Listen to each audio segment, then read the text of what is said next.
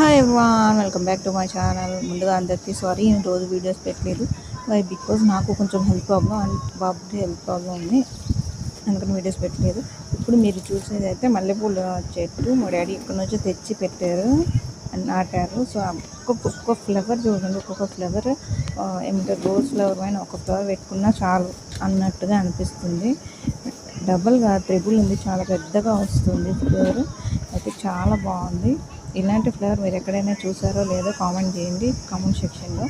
And ఈ చెట్టు చూడండి, చెట్టు చుట్టూ చూపిస్తున్నా అన్ని పూలు ఉన్నాయి. ఫస్ట్ ఒకటి రెండు పూసేది, ఇప్పుడు చాలా చెట్టు మార్నింగ్ వేస్తే కూడా చెట్టు నిండా ఉంటుంది, చాలా బాగుంది.